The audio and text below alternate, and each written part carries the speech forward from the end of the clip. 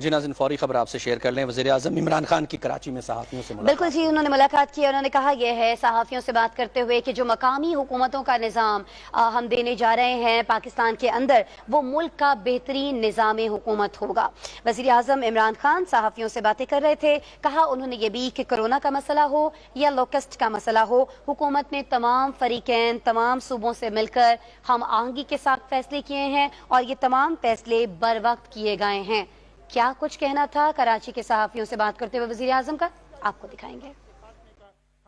کافی دیر کے بعد آپ سے انٹریکشن ہو رہا ہے تو زیادہ میرے لیے اچھا ہوگا کہ اگر آپ اپنے کویسچنز کریں اور پھر اسی کے مطابق پھر میں الیبوریٹ کروں باقی اپنے جواب۔ جی NFC اس کی کنسٹیٹیوشن پہ بڑا اس وقت بھی تکرار چل رہا ہے اور اس پہ کنسرنس بھی ہیں جو ڈسٹریبیوشن کے معاملات ہیں اس پہ کہ فاٹا کو پیسے دینے چاہیے نہیں دینے چاہیے، اس کی کمپوزیشن کی کہاں ہے۔ پھر ارسا ہے، اس میں واٹر ڈسٹریبیوشن جو ہے اکارڈنگ ٹو ارسا میکینزم نہیں ہو رہا ہے، اس پہ ریزرویشنز ہیں، وہ ایک ہسٹوریکل ایگریمنٹ ہے اس کی ساتھ ہو رہا ہے جس پہ سندھ کو ریزرویشنز ہیں۔ پھر جو ارسا میں فیڈرل سیکرٹری تھا وہ ایک کمٹمنٹ تھی سندھ کے پاس جب یہ واٹر اکارڈ ہوا تھا، پھر مشرف کے پاس دور میں بھی کہ یہ سندھ سے ممبر ہوگا، اس پہ معاملہ ہوتے رہے۔ پھر یہاں جو سینسٹیوٹیز ہیں، مثال کے طور پر پاکستان کی جو نیشنل لینگویجز ہیں، جو انڈیجینس لینگویجز ہیں، ان کے سلسلے میں اس وقت حالت یہ ہے کہ PTV نے سب لینگویجز پہ جو نیو پروگرامز پروڈکشن ہے، ظاہر اس میں سورسز ہوتے ہیں لوگوں کو ملتے ہیں، وہ بند کر دیے ہوئے ہیں، نیشنل لینگویج میں چل رہے ہیں، اس پہ نہیں چل رہے ہیں۔ تو اس قسم کا یہ جو ایک میسیج جا رہا ہے کہ اور اپنا سلیبس ہے اس کو آپ بڑی ڈسکشنز کے بعد واپس آیا تھا صوبوں کے پاس، پھر یہ بات ہو رہی ہے کہ نہیں یونیفارمل سلیبس ہوگا اور وہ سینٹرلائز ہوگا۔ یہ بڑے سیریس ایشوز ہیں، اس پہ ضرور پہلے میں آپ کو اوور آل اپنا فلسفہ بتاتا ہوں کہ جو میرے خیال میں دنیا میں کامیاب گڈ گورننس جو ملک ترقی کر چکے ہیں، جن کی گورننس سسٹم بہتر ہے، ان کے اندر بیسکلی ایک کامن فیکٹر ہے، اور کامن فیکٹر یہ ہوتا ہے کہ جتنی آپ پاور ڈیوالو کرتے ہیں نیچے، یعنی سیلف گورننگ کمیونٹیز ہوتی ہیں، اتنا وہ سسٹم کامیاب چلتا ہے۔ آپ کوئی بھی دنیا کے اچھے گورننس کے ماڈلز لے لیں، مثلا آپ سوئٹزرلینڈ کا بہترین سمجھا جاتا ہے، وہ چھوٹا سا سوئٹزرلینڈ کے اندر 25 کینٹون ہیں، مثلا آلموسٹ صوبے کی حیثیت، بالکل اپنے فیصلے وہ کرتے ہیں، اختیارات ان کے پاس ہیں، وہ ٹیکس کلیکشن اپنی اکٹھی کر کے تو وہ پھر سینٹر کو پہنچاتے ہیں، اور وہ بڑا کامیاب ماڈل ہے۔ وہ کامیاب ماڈل ہمیشہ ہوگا جتنی آپ گورننس عوام کے پاس لے جائیں گے، اتنا عوام بہتر فیصلے کرتی ہے کہ ان کو کس چیز کی ضرورت ہے۔ جتنی آپ سینٹرلائز رکھیں گے، عوام سے دور فیصلے رکھیں گے، وہ فیصلے غلط ہوتے ہیں۔ پہلے تو میں آپ کو یہ چیز کہتا ہوں، پاکستان کے اندر میں سب سے زیادہ ایڈوکیٹ ہوں ڈیولوشن کا، کہ پاور نیچے تک جائے۔ میں اب سے نہیں، آپ میری 24 سال پہلے سے بھی دیکھ لیں کہ میں ہمیشہ یہ کہتا گیا ہوں۔ ہمارا المیہ کیا ہوا کہ ہمارا پہلے تو سینٹرلائز سسٹم تھا، ساری پاور فیڈریشن کے پاس تھی، اس کے بعد 18th امینڈمنٹ میں فیڈریشن سے چلی گئی صوبوں میں، لیکن صوبوں سے نیچے جو جانا چاہیے تھا لوکل گورنمنٹ سسٹم، جو بیسکلی ایک تیسرا ٹیئر ہوتا ہے، بنیاد ہوتی ہے گڈ گورننس کی، کوئی وہاں نیچے پاور نہیں گئی۔ آج آپ کے کراچی کے سارے پرابلمز اگر آپ چلے جائیں تو کیونکہ پاور ڈیوالو نہیں ہوئی، فیصلے کہیں اور ہو رہے ہیں، اگر ایک پارٹی کا پاور بیس کچھ اور ہے تو وہ اسی کو کیٹر کرتی ہے۔ اسی طرح پنجاب کے اندر کبھی پاور نیچے تک نہیں گئی۔ جو پہلی اگر آپ دیکھیں کہ جنرل مشرف کے دور میں بھی جو پاور نیچے گئی تھی، وہ بھی بعد میں جیسی 2008 کے بعد یہ گورنمنٹس آئی، پیپلز پارٹی نون لیگ، انہوں نے وہ پاورز لے لی۔ اور جو 2013 میں جو کہ کسی صوبے نے پاور ڈیوالو کی تھی اور پہلی دفعہ ولیج کاؤنسلز کو امپاور کیا تھا، وہ PTI کی گورنمنٹ پختونخوا میں تھی، اور وہ بہت بڑی وجہ تھی کہ وہ جو صوبہ کبھی دوسرے کو دوسری باری نہیں دیتا تھا، اس نے 2/3 اکثریت سے ایک کولیشن گورنمنٹ ہمیں انہوں نے جتایا. اس میں ایک بہت بڑی وجہ یہ تھی کہ امپاور ہو گئے تھے نیچے ولیج کاؤنسلز. اب جو ہم لوکل گورنمنٹ سسٹم لے کے آ رہے ہیں اور انشاءاللہ اب الیکشن ہوگی، میرے خیال میں وہ پاکستان کی تاریخ کا بہترین لوکل گورنمنٹ سسٹم آ رہا ہے. ولیجز کو پنجاب اور کے پی میں جو ہم سسٹم لے کے آئے ہیں، ولیج کاؤنسلز کو نیچے پھر امپاور کیا، پیسہ ڈائریکٹلی پروونشل فائنانس ایوارڈ ہوگا، ڈائریکٹ پیسہ کسی کے تھرو نہیں جائے گا، ڈائریکٹ ولیج کاؤنسلز کو جائے گا. اس کے بعد جو ہم دوسری چیز لے کے آ رہے ہیں اور جو بہت امپورٹنٹ ہے خاص طور پہ ہمارے شہروں کے لیے، وہ ہے ہمارا جو پھر اس کے بعد جو ہم نے تحصیل کاؤنسلز کے اوپر ڈائریکٹ الیکشنز کروائے ہیں. شہروں کے ڈائریکٹ الیکشنز ہوں گے، شہروں کا ڈائریکٹ سارا شہر الیکٹ کرے گا اپنا میئر اور یا اپنا ناظم، اور وہی تحصیل میں ڈائریکٹ الیکشن ہوں گے. یہ کیوں ہم کروا رہے ہیں؟ اس کا سب سے بڑا مقصد یہ ہوگا کہ وہ جو انڈائریکٹ الیکشن سے آتے تھے، جو یونین کاؤنسل سے ناظم الیکٹ ہو کے آتے تھے، ہم نے ریئلائز کیا کہ اس میں بڑا پیسہ چلتا تھا، اس میں کرپشن ہوتی تھی.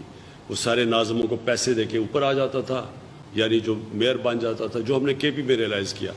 اور وہ جب اوپر سے آتا تھا تو پھر وہ اپنے یونین کاؤنسل میں پیسہ خرچ کر دیتا تھا، باقی ایریا کو بھول جاتا تھا. تو جب ایک پورا شہر سے آئے گا، اور یہ ساری دنیا میں اب سسٹم ہے، تہران کا میئر ہے، لنڈن کا میئر ہے، نیو یارک کا میئر ہے، یہ میئر سسٹم ایک دنیا میں کامیاب سسٹم ہے، ڈائریکٹ الیکشن سے میئر بنے. اور یہ میں آپ کو پہلے بھی کہہ بیٹھا ہوں کہ کراچی کا بھی مسئلہ، لاہور کا مسئلہ، یہ کبھی بھی حل نہیں ہوگا جب تک کہ آپ ڈائریکٹ الیکشن سے آئیں، ان کو امپاور کریں، وہ اپنے فائنانس اکٹھے کریں، وہ پھر اپنی پوری سیوریج سسٹم، سارا وہ سسٹم ایک جگہ سے ایک شہر چلے. تو وہ جو ہم اب سسٹم لے کے آئے ہیں، وہ کے پی میں اور پنجاب کے اندر وہ اگلی الیکشنز ان پہ ہوگی. ایک طرف گراس روٹ پہ بھی پہنچ جائے گا پیسہ ڈائریکٹ، دوسری طرف جو شہر ہوں گے وہ بھی ڈائریکٹ الیکشن کے ذریعے ہوں گے. اور میرے خیال میں یہ میں بڑی دیر کا کہہ رہا ہوں کہ کراچی کے مسئلے حل ہو ہی نہیں سکتے جب تک کہ آپ کے کراچی کے ڈائریکٹ الیکشنز نہ ہوں. اور خود کراچی کے مسئلے، پانی کا، سب کچھ، یہ صرف ایک ہی جو ساری میں کوئی نئی بات نہیں کہہ رہا، یہ ساری دنیا میں یہ سسٹم ہے. اب آ جائے جی این ایف سی ایوارڈ پہ. دیکھیں این ایف سی ایوارڈ جو ہے اس کے اندر ایک انوملی ہے. جیسے ہی آپ پیسہ فیڈرل گورنمنٹ صوبوں کو چلا جاتا ہے 65%، صوبوں کے بعد جب اپنی سیکیورٹی کو جاتا ہے اور جب ڈیٹ سروسنگ، قرضوں کی قسطیں واپس کرنے پہ جاتا ہے، تو شروع ہی ہوتا ہے فیڈریشن 700 ارب روپے کے خسارے سے. تو سارا جو فیڈرل بجٹ پر بنتا ہے وہ سارے قرضے لے کے بنتا ہے. یہ بالکل ایک انفیزبل ہے. یہ کوئی دنیا کے اندر ایسا بجٹ نہیں بنتا. جنہوں نے بھی یہ شروع کیا تھا جب بھی 80th امینڈمنٹ، انہوں نے پوری طرح سوچا ہی نہیں کہ یہ کیسے، کون سی دنیا میں کس طرح کا سسٹم چل سکتا ہے. اس کے اوپر ڈسکشن کی ضرورت ہے، ریویو کی ضرورت ہے، تاکہ کوئی ایک بجٹ بنے جو یعنی کوئی بھی دنیا میں بجٹ خسارے سے نہیں شروع ہوتا اور پھر سارے مزید اور قرضے لے کے وہ چلتا ہے. اس کے اوپر مزید اس کی ضرورت ہے. جہاں تک آپ نے ٹیلی میٹری سسٹم کا کہا، میں نے اس کے اوپر انکوائری بلائی ہے. یہ جان کے سیبوٹاج کیا گیا ہے، یا ہم نے چیک کیا کہ جان کے یہ ٹیلی میٹری سسٹم کو چلنے نہیں دیا جاتا، اور یہ بڑا انفیئر سسٹم ہے. میں نے پچھلی میٹنگ کے اندر انکوائری کروائی ہے. اس کے اندر ہم پوری انکوائری کریں گے کون ذمہ دار ہے. ابھی سے ہی ہم نے فیصلہ کیا کہ ٹیلی میٹری سسٹم آئے گا تاکہ صوبوں کے اندر یہ جو مسئلہ آتا ہے پانی کا، یہ ایک ہی وقت پہ کلیئر ہو جائے. جو ساری دنیا کے اندر ہوتا ہے ٹیلی میٹری سسٹم ہوتا ہے، سب کو پتہ ہوتا ہے کس کا شیئر کدھر جا رہا ہے. یہ جان کے خراب کیا گیا ہے اور اس میں میلیفائڈ ہے، اور اس میں پھر تنازع پیدا ہوتے ہیں صوبوں کے بیچ میں.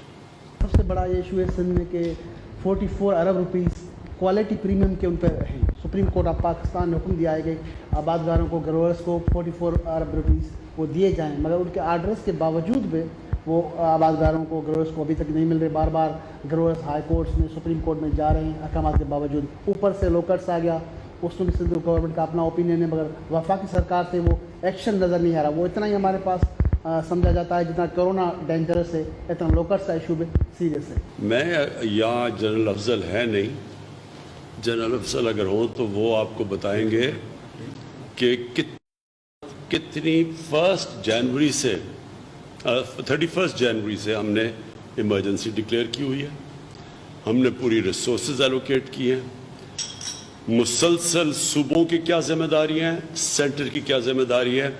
हमने सेंटर ने, क्योंकि नेशनल क्राइसिस है, अपने से बढ़ के काम कर रहे हैं। आपको पूरी डिटेल्स देंगे कि हम तब से क्या क्या हमने कोशिशें की, कितनी रिसोर्सेज अपनी एलोकेट की। बदकिस्मती से हमें जो जहाज़ थे, जो वो ये स्प्रे के लिए जहाज़ थे, तो जब हमें देखे तो वो 1990 के पड़े सब ख़राब थे। एक चलाने की कोशिश की, वो बेचारा क्रैश कर गया, हमारा पायलट भी शहीद हुआ उसमें। तो सेंटर ने पूरा जोर लगाया हुआ है। ये बहुत बड़ा क्राइसिस है पाकिस्तान का। 31 दिसंबर से जनवरी से हम इसके ऊपर पूरा कॉन्सेंट्रेट कर रहे हैं। हम इन टच हैं ईरान के साथ, हिंदुस्तान के साथ, क्योंकि ये सिर्फ पाकिस्तानी अकेला नहीं लड़ सकता। ये बहुत बड़ा क्राइसिस हॉर्न ऑफ अफ्रीका से आ रहा है। वो उधर उन्होंने बड़ी तबाही मचाई है, आपको पता है, सोमालिया वगैरह, सूडान के अंदर, और वो ये बिल्कुल फॉलो कर रहे हैं। और हम इन 2 मुल्कों से, क्योंकि ईरान से भी आ रहा है और हिंदुस्तान से हमें डर है कि जुलाई के 2 से भी आ सकता है। तो सिर्फ ये मैं आपको कह दूंगा, पूरी तरह इसके ऊपर आ गए हैं। हमारी मीटिंग्स के अंदर सारे सूबे बैठते हैं, हम सारे पूरे डिस्कशंस करते हैं। ये बड़ी बदकिस्मती है कि अगर ये कोई ये इसके ऊपर पॉलिटिक्स, जिस तरह कोरोना के ऊपर पॉलिटिक्स खेली जा रही है, बड़ी बदकिस्मती है। सब चीज़ कोऑर्डिनेशन से हो रही है। और मैं ये आपको बता दूं कि कई चीज़ें जो हमारे हाथ में हैं, हम पूरी कोशिश कर रहे हैं।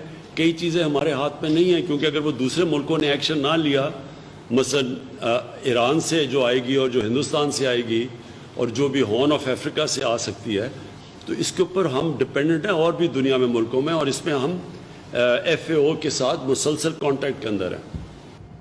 आपकी हुकूमत जब आई थी तो सारे लोगों ने वेलकम किया था, क्योंकि आपका जो नैरेटिव था वो तब्दीली का था। तो सारे लोग जो है आपको उस तरह से वाच कर रहे हैं। 2 साल हो गए हैं, तो क्या तब्दीली आप ला रहे हैं और किस सेक्टर में आपने कोई अचीवमेंट की है और कितनी हद तक की है? और एक बड़ा मसला जो शुरू से हम देखते चले आ रहे हैं, वो सेंटर और सूबों के दरमियान तनाव है। और वो इस वक्त भी शिद्दत, ये नहीं है कि वो सिर्फ आपकी हुकूमत में है, इससे पहले भी जो हुकूमतें थी, वो नून लीग की हुकूमत थी या ख़ुद पीपल्स पार्टी की अपनी हुकूमत थी, तो भी ये तनाव चलता आ रहा था। यही टेलीमेट्री सिस्टम्स या ये जितनी चीज़ें जो डेवलप की गई थी, वो भी उसी तनाजुर में हम देखते हैं। तो आपके दौर में हम तवक्को कर रहे थे कि वो शायद कम हो जाएंगे ये मामलात, क्योंकि आप पूरे पाकिस्तान के वज़ीर आज़म हैं और आप इंसाफ की बुनियाद पे और तब्दीली की बुनियाद पे आप इलेक्शन लड़ के आए हैं। तो आपने इस सिलसिले में क्या अचीव किया है? हम तो देख रहे हैं वही तनाव है और वही बयानात हैं, वही पॉलिटिक्स है। लोग तो ये नहीं देखना चाहते। मैं जिधर मसले हमें आए हैं वो कोरोना के ऊपर आया। आप यकीन करें कि जिस तरह हमने कोरोना को सारा पाकिस्तान को बना के हमने प्रोसीड किया है, एक मुल्क को देख के बजाय इसके कि ये सूबे का क्या इंटरेस्ट है, हमने पाकिस्तान का इंटरेस्ट देखा। और मुझे बड़े अफसोस से कहना पड़ता है कि यहाँ इसके ऊपर पॉलिटिक्स खेली गई है। हमारे साथ हमने एकदम सिस्टम डेवलप किया CCOP का, जिधर सारी हमारी सूबों के चीफ मिनिस्टर्स, जो चीफ सेक्रेटरीज हैं, वो बैठ के हर रोज़ सुबह, यहाँ के आपके डॉक्टर्स हैं, हमारे डॉक्टर्स वहाँ बैठ के पूरी डिस्कशन करके हम आगे बढ़ते हैं इसमें। अफसोस से मुझे कहना पड़ता है कि हमारी कई मीटिंग्स हुई हैं, NCC की मीटिंग हुई है जिसमें सारे चीफ मिनिस्टर हैं, हमने बैठ के कंसेंसस से फैसला किया। उसके 1 घंटे के बाद जाके TV पे देखते हैं कि पीपल्स पार्टी के वजीर कुछ और ही बातें कर रहे हैं कि जी सेंटर ने हमारे से ये कर दिया, वो कर दिया। यानी एक एक फैसला हमने चला, सारे सूबों को ऑन बोर्ड लेके चले। हमने सिर्फ एक ये था कि इन्होंने एकदम जब शुरू में लॉकडाउन किया تو یہاں سندھ میں انہوں نے بڑا سخت لاک ڈاؤن کر دیا. میں تو پہلے دن سے کہہ رہا تھا کہ سخت لاک ڈاؤن اس ملک میں جس میں غربت ہے, 40% کراچی تو کچی وادیوں میں ہے. کہیں میں مجھے دنیا میں بتا دے جدھر کچی وادیاں لوگ 8-8 کمرے ایک کمرے میں ہوں, جدھر ڈیلی ویجر ہو, جدھر دہاڑی دار, جدھر آپ کے 25 ملین 2.5 کروڑ لوگ جو دہاڑی کے اوپر اپنے بچوں کا پیٹ پالیں اور جو یا ہفتے کی تنخواہ پہ بچوں کا پیٹ پالیں, اس ملک کے اندر اگر آپ ملک بند کر دیں لوگ تو بھوکے مرنے شروع ہو جائیں گے. شروع میں انہوں نے بند کر دیا سندھ نے, میرے سے تو نہیں پوچھا کسی نے. میں تو پہلے دن سے لگا, آپ میری پہلی سٹیٹمنٹ پڑھے, میں نے کہا ہمارے لیے ڈبل پرابلم ہے, ایک طرف کرونا سے بچانا ہے, ایک دفعہ لوگوں کو بھوک سے بچانا ہے. یہ حال کر دیا انہوں نے جب شروع میں بند کیا, اور ان کو دیکھ کے باقی صوبوں نے بھی بند کر دیا. میں نے تو نہیں, ہم تو 80th امینڈمنٹ میں صوبوں کے پاس اختیارات ہیں, اپنے فیصلے کر سکتے ہیں. نتیجہ یہ ہوا آپ کہیں گاڑی جا رہی تھی کہ غریبوں کی بستیوں میں گاڑیوں کے اوپر حملے شروع ہو گئے, لوگوں نے گاڑیوں لوٹنی شروع کر دی, کرائم اوپر چلی گئی. اب بھوکے لوگ وہ کیا کریں گے؟ تو ہم نے سب سے عقل مندی کی, آہستہ آہستہ ہم نے لاک ڈاؤن کھولنا شروع کیا, اور کنسٹرکشن اور باقی چیزوں کو, جس کو سمارٹ لاک ڈاؤن کہتے ہیں, کہ عقل سے لاک ڈاؤن کریں, کیونکہ 22 کروڑ لوگوں کو تو آپ بند نہیں کر سکتے. ساری ایک ایک سٹیپ کے اوپر سارے صوبوں کو ہم نے بات کی اور ان کو کٹھے لے کے چلے, ایک ایک چیز کے اوپر. ہوتا کیا تھا, ادھر سے وہ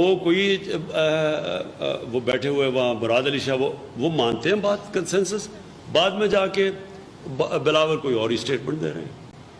وہ کہہ رہے ہیں جی آپ اگر دیکھیں اٹھا کے کہ جو ہم نے جو NDMA سے جو ہم نے سامان پروکیور کیا, بالکل ہم نے پوری طرح انصاف کے پیمانے میں سارے صوبوں میں بانٹا.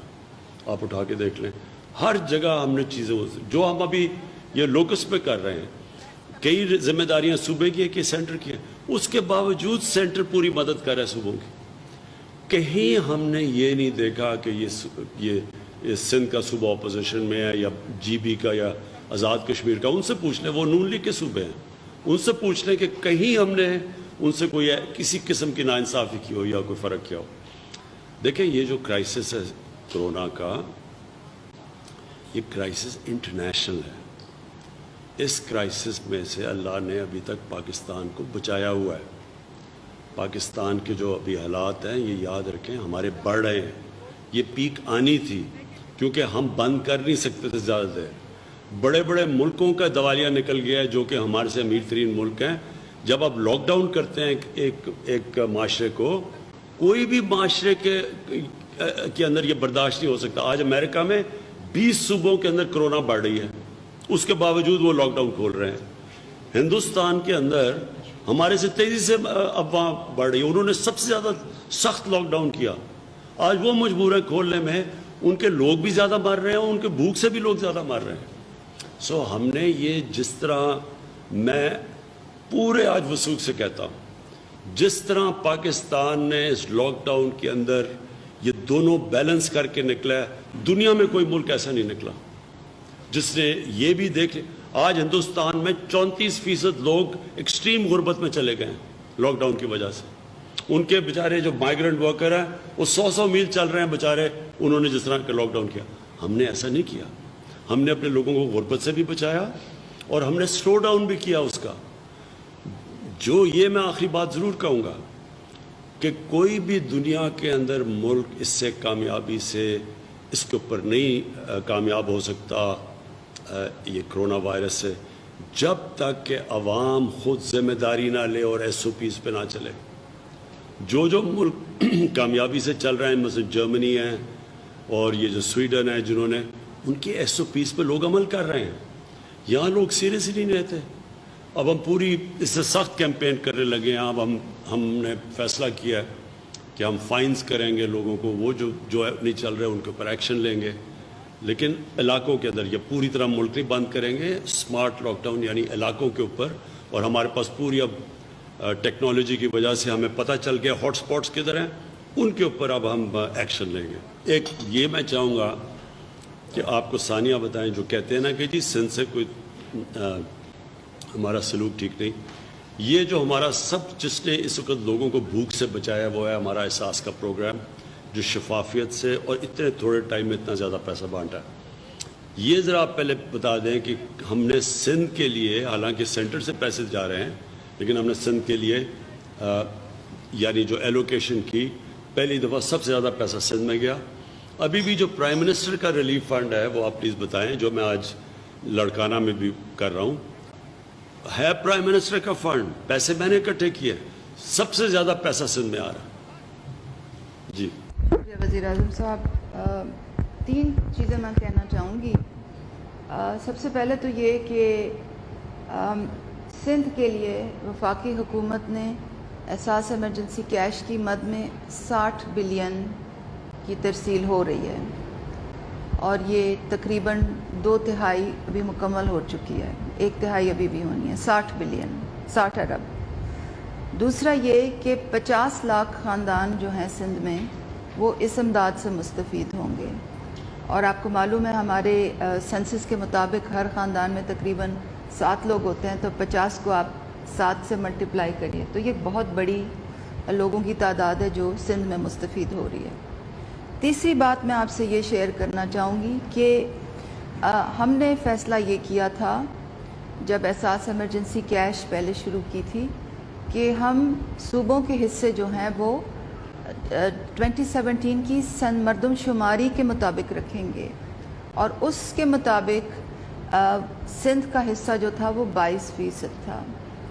مگر جب فائنل فگرز ہم نے دیکھی تو اس میں سندھ سے سب سے زیادہ لوگوں نے امداد مانگی ہوئی تھی, کیونکہ غربت یہاں بلوچستان کے بعد غربت یہاں سب سے زیادہ ہے, تو یہاں سب سے زیادہ امداد مانگی ہوئی تھی لوگوں نے.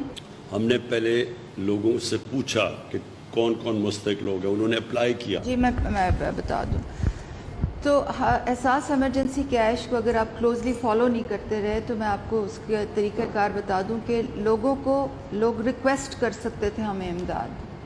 ایک تو کیٹیگری تھی نا جو BISP کی پرانی لسٹس تھیں, ہم کفالت میں لے آئے تھے, ان سے لوگ غیر مستحق لوگ ایگزٹ کر کے ان کو تو ہم نے دے دیا تھا, مگر وہ صرف 4.5 ملین تھے. یہ جو اب ہمارے پوری احساس ایمرجنسی کیش ہے یہ 16.5 ملین لوگوں کی امداد ہے. یہ ایک بہت بڑی پاکستان کی تاریخ کی سب سے بڑی امداد ہے. تو اس کے لیے ہمیں لوگوں کی ضرورت پتہ کرنی تھی کہ کس کو ضرورت ہے. اس کے 2 راستے کھولے گئے, جیسے وزیر اعظم صاحب فرما رہے ہیں. ایک ہم نے 8171 کی جو SMS اسکیم آپ سب نے سنی ہوگی, ایک ہم نے وہ کھولی, نمبر 1. اور نمبر 2 پرائم منسٹر کے پورٹل کے اوپر ایک پرفارما کھولا. پہلے ہم نے 8171 والی اسکیم چلائی, پھر ہم نے پرائم منسٹر کے پورٹل پہ فارم کھولا, اور ہمارے پاس جو تمام اپلیکیشنز آئیں اس کو پھر ہم نے ڈیٹا کے ذریعے اس کی جانچ پڑتال کی, بالکل ایک غیر سیاسی طریقے سے. اس میں انسانی مداخلت کا کوئی راستہ نہیں تھا, بالکل ڈیٹا اور کی بنیاد پہ اس کی جانچ پڑتال ہوئی. کیونکہ آپ کو معلوم ہے کہ ہمارے جو نیشنل آئیڈینٹی کارڈ نمبر ہیں اس کے ساتھ ہماری ٹیکسیشن, گاڑی کی اونرشپ, بلنگ, FBR کا سٹیٹس, فورن ٹریول, سب اس کے ساتھ منسلک ہوتا ہے. جانچ پڑتال کے بعد جو 16.5 مستحق لوگ نکلے, پہلے ہم نے کیونکہ بجٹ 12 ملین کا تھا, یعنی کہ 1 کروڑ 20 لاکھ کا تھا, ان کے لیے تو ہمارے پاس بجٹ تھا.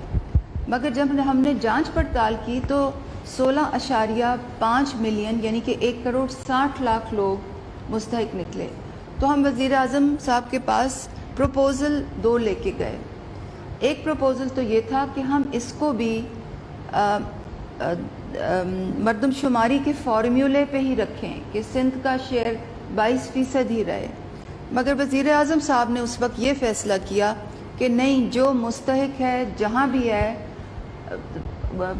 سیاست کو سائٹ پہ رکھیں, اس وقت جو جہاں مستحق ہے سیاست سے قطع نظر ان کی مدد کریں. اور وزیر اعظم کے فیصلے کے بعد سندھ کا شیئر 22 سے بڑھ کے 31% ہو گیا. پنجاب کا جو شیئر تھا وہ 51 سے 43 ہو گیا. KP کا صرف 1% بڑھا 16 سے 17. मगर सिंध का 22% से 31% हो गया।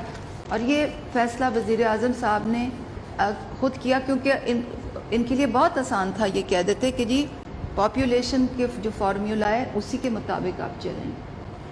मगर ये एक बहुत ही गैर सियासी बुनियादों का फ़ैसला था, और ये इस बात की अक्कासी करता है कि एहसास इमरजेंसी कैश में ही नहीं, बाकी तमाम जो वफाकी हुकूमत जो कोरोना वायरस से मुतल्लिक तमाम जो फ़ैसले कर रही है वो बिल्कुल गैर सियासी बुनियादों पर कर रही है, बिल्कुल सियासत को बाहर रख के कर रही है, क्योंकि ये लोगों की सेहत का मामला है और लोगों की भूख का मामला है। बहुत हमने ये एहसास इमरजेंसी कैश में देखा है कि सिर्फ बिल्कुल जो गरीब तबका नहीं है, बहुत अच्छे लोग भी बहुत मुश्किलात में आ गए हैं। होटल के वेटर हैं, टैक्सी ड्राइवर हैं, दर्जी हैं, प्लम्बर्स हैं, जो घर सारा सर्विस सेक्टर इसकी मद में है। तो आखिर में मैं ये सिर्फ 3 चीज़ें पॉइंट्स दोबारा दोहराना चाहती हूँ। 60 बिलियन सिंध के लिए जो शफाफ तरीके से दिया जा रहा है, नंबर 1। नंबर 2 50 लाख ख़ानदान, और नंबर 3 ये कि सिंध का जो शेयर है वो 22% से बढ़ाकर 31% कर दिया है। और इसमें एक और चीज़ मैं ऐड कर दूँ एहसास प्रोग्राम कि पूरी पाकिस्तान से जो पॉलिटिकल पार्टी की जो प्राइम मिनिस्टर से कोई प्रेशर था वो ये था कि इसको लेबल करें प्राइम मिनिस्टर अपनी तस्वीर के साथ और अपनी पार्टी के नाम के साथ, और प्राइम मिनिस्टर ने इसको रेजिस्ट किया कि क्योंकि ये एक फलाही काम है और ये कोई मैं अपनी जेब से नहीं कर रहा, ये मेरा एहसान नहीं है लोगों के ऊपर, तो मैं नहीं चाहता कि उसको पोलिटिसाइज़ करें। हालांकि बहुत सारी दीगर पॉलिटिकल पार्टियों ने अपने झंडे अपने बैनर लगाए, लोगों को थोड़ा सा उसमें धोखा भी हुआ कि शायद कोई और पार्टी ये काम कर रही है, लेकिन प्योरली अल्लाह की रज़ा के लिए और अपने लोगों की खिदमत के लिए, और जो मदीना की रियासत का क़याम था उसके तस्वुर के तहत पीएम ने ये काम किया। अहम बात कहना भूल गई, ये जो 22% से जो 31% हुआ है, इसका फ़ंड ये प्राइम मिनिस्टर के कोविड रिलीफ फ़ंड से आ रहा है, क्योंकि कोविड में जो कॉन्ट्रीब्यूशंस लोग देते हैं वो इनकी क्रेडिबिलिटी की वजह से देते हैं, इनकी इंडिविजुअल स्टैंडिंग की वजह से देते हैं। तो उन्होंने जब, जैसे कि मैंने पहले बताया, जब इनके सामने हमने फिगर्स रखे तो उन्होंने कहा नहीं, जो फ़ंड मैं इकट्ठा कर रहा हूँ वो ये जो गैप है इसको फिल करने के लिए दिया जाए, और इस बात से बिल्कुल कतई नज़र कि लोग कहाँ पे हैं, अगर सिंध में ज़्यादा हैं तो उनको सिंध में दे दिया जाए। आज मैंने 2 ट्वीट्स में भी इसकी पूरी तफसील जो है कैटेगरी वाइज वो भी की है कि जो पीएम पोर्टल से जो एप्लीकेशंस आई हैं उसमें तो सिंध का बहुत ही ज़्यादा शेयर है। वो मनोअन जैसे आई थी वो वैसे ही फ़ंड हो गई हैं। जो हमारी 81-71 स्कीम से जो स्पिल ओवर की वेटिंग लिस्ट थी जिसमें सिंध का एक बहुत बड़ा शेयर था, वो जैसी थी वो वैसे ही फ़ंड हो गई हैं, उसमें कोई उसकी पूरी ऑडिट ट्रेल है एनालिसिस की। बराए कर इसको एलेबरेट कर दीजिए, बीआईएसपी और एहसास का डिफरेंस हमारे सिंधी मीडिया को बता दीजिए, चूँकि इन्होंने अपने तस्वीरें लगा दी, ये कर दिया वो कर दिया कि जी, और लोगों को गुमराह करना मैं चाहता हूँ कि आज इस मीडिया को पता चले बीआईएसपी क्या था और ये क्या है, कितना फ़र्क है, वो आप प्लीज़ एलेबरेट कर दीजिए। बीआईएसपी की पुरानी लिस्ट थी 5 मिलियन, उसमें से हमने 8 लाख लोग एग्जिट किए थे, वो हटाए थे। वो क्यों हटाए थे तफसील में मैं आप सबको मालूम है। जो बकिया 4.5 मिलियन है उनको हमने अपने कफालत प्रोग्राम में शामिल करके 3 महीने की जो किस्त थी वो ज़्यादा करके इकट्ठी दे दी है।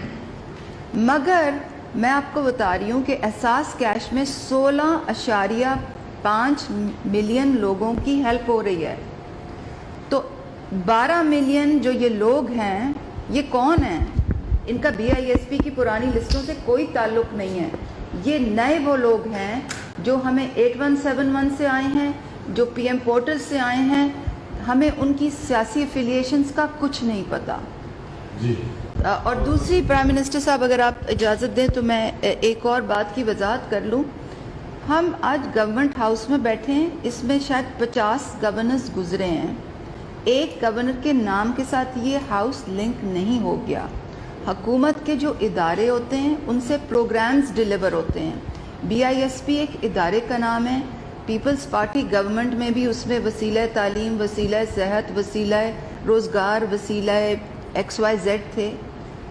हर हुकूमत इदारों से अपने प्रोग्राम्स एग्जीक्यूट करती है, ये फ़र्क समझना बहुत ज़रूरी है। سندھ کے جو مدنی وسائل ہیں ان پر سندھ کے لوگوں کا حق جو ہے آئینی حق اس کے معاملات ہیں. اس میں 18ویں ترمیم میں سندھ کے لوگ سمجھتے ہیں کہ اس میں بھی مکمل اختیارات صوبوں کو نہیں ملے, مگر اگر ملے بھی ہیں تو اس کے بعد آپ کی گورنمنٹ یا آپ کے وفاقی وزراء کی جانب سے 18ویں ترمیم کے خاتمے کے حوالے سے باتیں یا اسٹیٹمنٹس آتی رہتی ہیں. آپ واضح بتائیں کہ کیا واقعی حکومت کی پالیسی ہے 18ویں ترمیم کے خاتمے کے حوالے سے؟ دیکھیں, پہلے میں نے آپ کو واضح کیا کہ جو ڈیولوشن ہے وہ ہمیشہ ایک اس معاشرے میں جس میں گورننس سسٹم اچھا ہوتا ہے اس میں ڈیولوشن ہوتی ہے. یہ تو میں سمجھتا ہوں کہ ڈیولوشن اس میں ضروری ہے.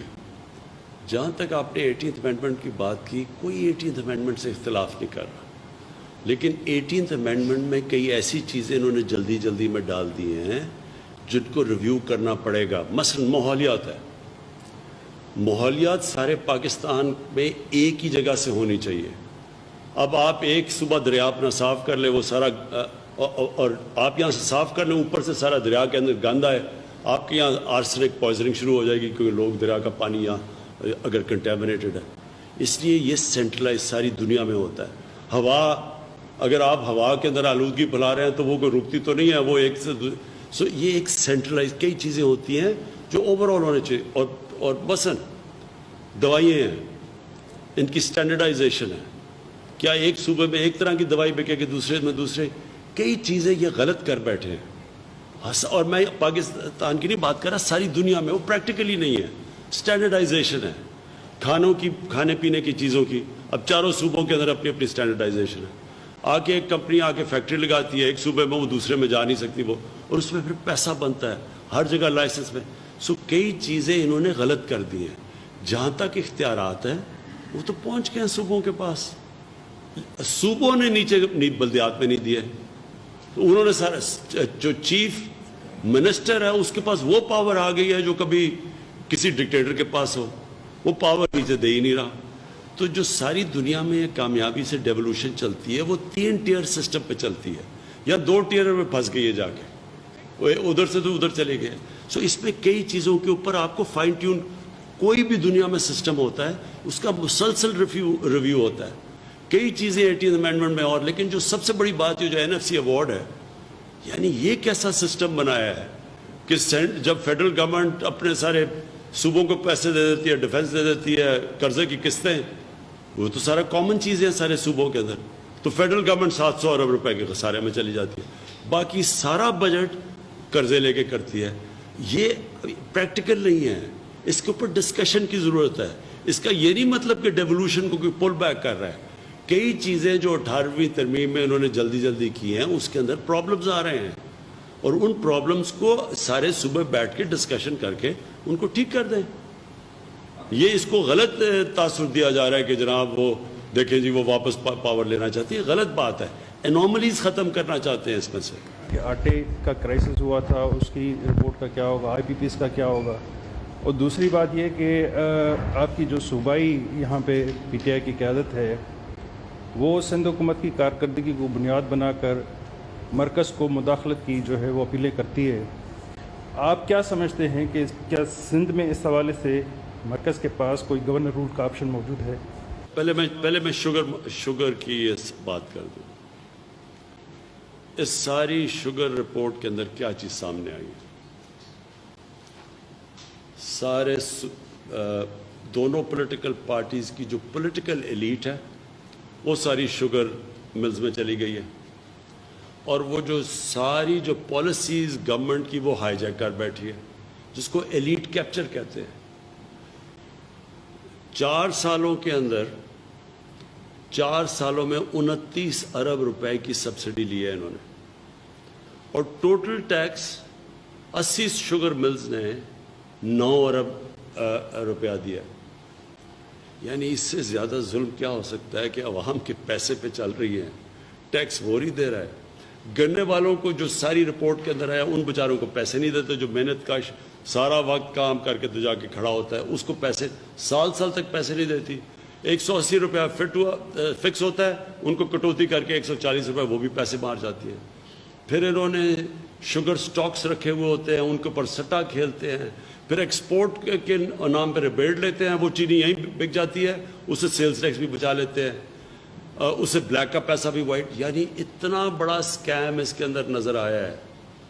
اور سب سے بڑی چیز کیا نظر آئی ہے کہ جو ریگولیٹرز تھے، مثلا SECP تھی، مثلا FBR ہے، مثلا کمپٹیشن کمیشن، یہ ساروں کو کیپچر کیا ہوا تھا انہوں نے، وہ ان کے ساتھ ملے ہوئے تھے کیونکہ وہ سارے تکڑے لوگ تھے۔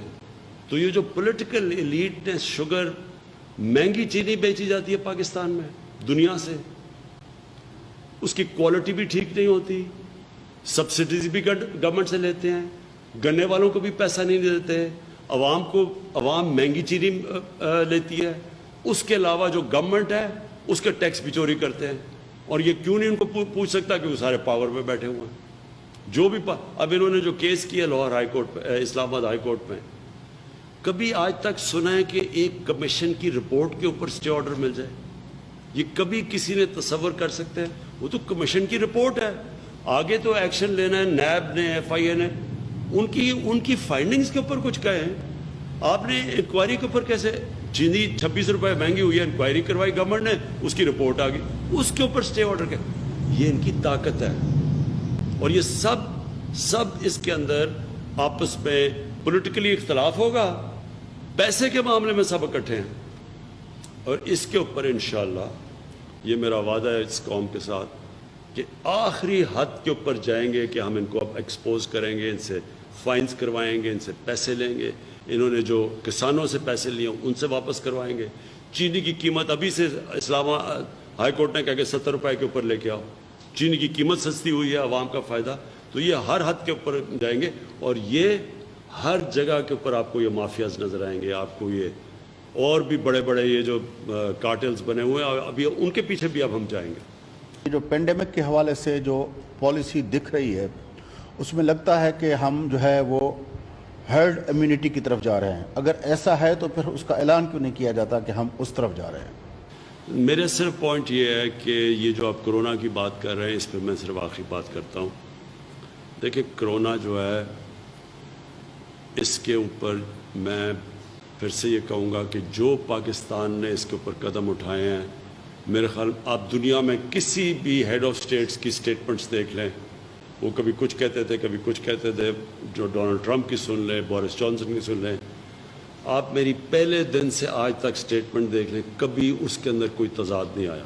وجہ یہ ہے کہ ہم نے NCOC بنائی، ہم نے ڈاکٹرز بٹھائے، ہم نے پہلے دن سے اس کے اوپر مسلسل ساری دنیا کو سٹڈی کیا، اپنے ملک کو سٹڈی کیا، اس لیے ہماری کنسسٹنسی سٹیٹمنٹ میں تھی، اور اس لیے ہم نے اپنے ملک کو بڑے عذاب سے بچایا جو آج ہندوستان پھنس گیا ہے۔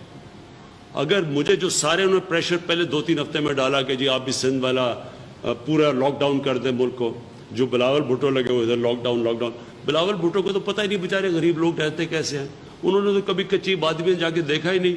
لاک ڈاؤن کے اندر 10 آدمی ایک کمرے میں، وہ لاک ڈاؤن آپ کیا کریں گے؟ ان کو تو پتہ ہی نہیں سوشل ڈسٹینسنگ، غریب لوگ، وہ تو اپنے بلاول ہاؤس میں لاک ڈاؤن ہو جاؤ تو بڑا آسان ہے، کھانا بھی مل رہا ہے۔ ان کو تو یہ نہیں پتا کہ جب آپ لوگ ایک بند کرتے ہیں، ایک ساری اکانومی بند کر دیتے ہیں، غریب آدمی تو مر جاتا ہے اس میں، جو ہندوستان میں ہوا ہے۔ تو وہ ہم نے، میں کریڈٹ لیتا ہوں، میں نے پہلے دن سے کہا کہ غریب آدمی کو ہم نے بچانا ہے، کیونکہ وہ کچلا جائے گا اس کے اندر۔ اور اللہ کا شکر ہے احساس پروگرام کی وجہ سے، اور جو ہم نے نیچے سے اپنے ایگریکلچر کھولا رکھا، ہم نے یہ کنسٹرکشن جلدی شروع کر دی، ہمارا وہ حال نہیں ہے جو آج ہندوستان کا ہے۔ آج اب حالات دیکھ کے ہندوستان میں لوگ بھوکے مر رہے ہیں، 34% انہوں نے ریسرچ کی ہے، ان کی آبادی ایکسٹریم پاورٹی میں چلی گئی ہے۔ سو یہ ہم نے گائیڈ کیا۔ اب یہاں سے 2 راستے رہ گئے ہیں۔ ایک طرف رہ گیا کہ اگر SOPs کے اوپر ہم چل پڑے تو انشاءاللہ ہمارا ہاسپٹلز کوپ کر لیں گے، مشکل ہوگا کیونکہ ہمارا پہلے ہسپتالوں کا حال آپ نے دیکھا، لیکن پھر بھی گزارا کر لیں گے۔ لیکن اگر SOPs پہ نہ چلے، مجھے افسوس سے کہنا پڑتا ہے کہ یہاں بڑی زیادہ اموات ہو گئی، ہاسپٹل پہ بہت پریشر پڑے گا، ہاسپٹلز نہیں اس پریشر برداشت کر سکیں گے، لوگوں کو بڑی دشواریوں کا سامنا کرنا پڑے گا۔ تو اب ہمارے اوپر ہے، عوام کے اوپر ہے، اور میں پوری کوشش کر رہا ہوں کہ عوام کو بتائیں کہ آپ کے سامنے بھی، اور سختی بھی اب ہم کریں گے۔ جدھر ہم نے دیکھا عوام कोई फैक्ट्री काम नहीं कर रही, उधर हम उसके ऊपर क्लैम डाउन करेंगे। Thank you ji.